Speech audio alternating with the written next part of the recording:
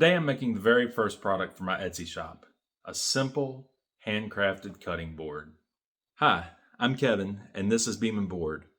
I recently started this woodworking and laser engraving shop and I plan to sell products online. Follow along as I show you behind the scenes.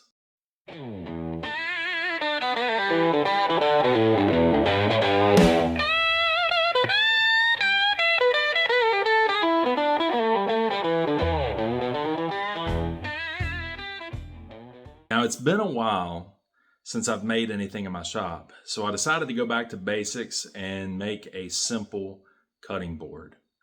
Now I started with some walnut and maple that I had left over from some previous projects.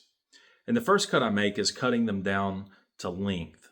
This cutting board, I want it to be around 18 inches, so I'll cut it slightly longer so that it can be cut down to final size towards the end of the project. Next, I cut the boards down into strips on the table saw.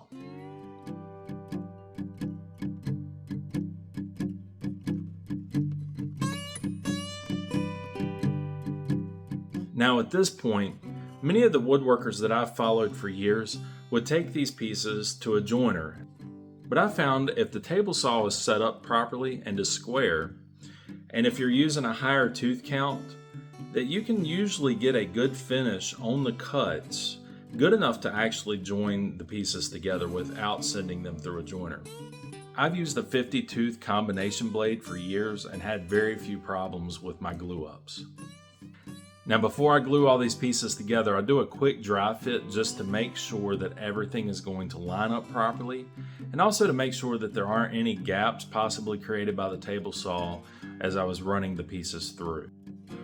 After I'm good with the dry fit and I know that everything is going to go together the way I want it, I begin the glue up process. I use Titebond 3 because it's listed as a waterproof glue. It's not made for full submersion, but we shouldn't be submersing our cutting boards anyways.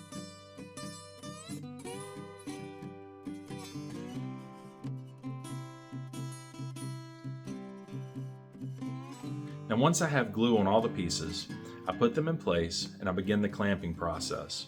And you'll also see that I'm using some boards here that are covered in packing tape. And these boards are caul boards, and I use those to help keep the cutting board flat throughout the glue up process.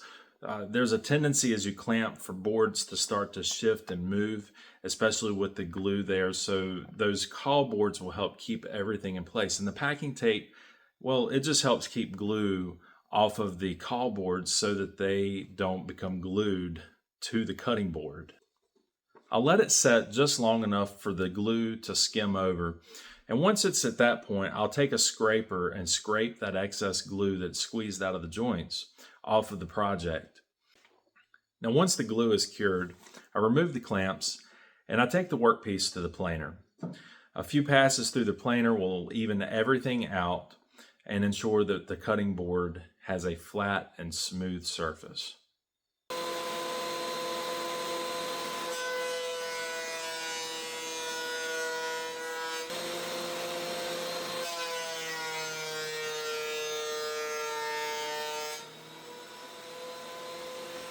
The next step is to cut the board down to its final size. I had planned on cutting this board down to 12 by 18 inches, but due to a little small split at the end of one of the boards, I had to cut it just a little shorter, and this board was cut down to 17.5 inches in length. And after I had cut it down, I decided to narrow it just a little bit and dropped it down to about 11.5 inches as well. Once I had the board cut down, I wanted to round each of the corners off. So I used a template that I had from an old project, and I just rounded off those corners using a flush trim bit on my router. And then came the sanding, starting at 120 grit, then 180 grit, and finishing with 220 grit for a nice smooth finish.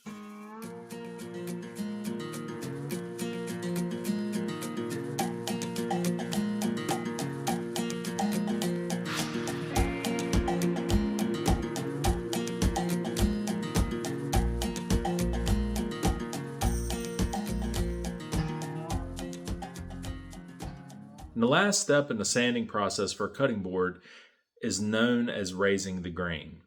Basically, it's a simple process of lightly wetting the surface. Any broken wood fibers left on the surface after sanding will raise up after they are hydrated. And you may find this happens on some of the cheaper store-bought boards when they get wet, but we don't want that to happen to this board. So we raise the grain, and once it dries, those fibers can be sanded away. Now for this board, I decided to apply a small graphic with my laser engraver on the bottom corner of the board. This step is probably one of my favorite parts of any build, and that's applying a finish to the project. With cutting boards, I use a food-grade mineral oil.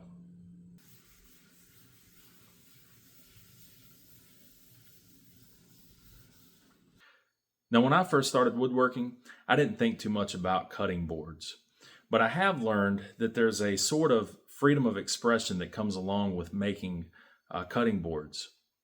You don't really have to have a detailed plan, and you don't even need expensive tools. It really is one of those things that you can just make up as you go. And this particular cutting board is the first piece that's going in my Etsy shop, so it's kind of like a milestone.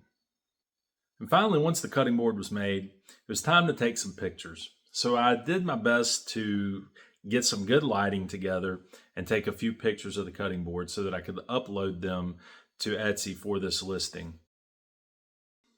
Now, listing the product on Etsy was fairly straightforward. And we'll check back and see how this listing does. And I'll provide an update in the next video to let you know if this item sold or not. So that's my walnut and maple cutting board with a small laser engraving detail. And I'm really happy with how it turned out. And if you want to follow along as I build Beam and Board Company from scratch, hit subscribe. And if you'd like to grab one of these boards, well, the link to my Etsy shop is in the description. Thanks for watching, and I'll see you on the next build.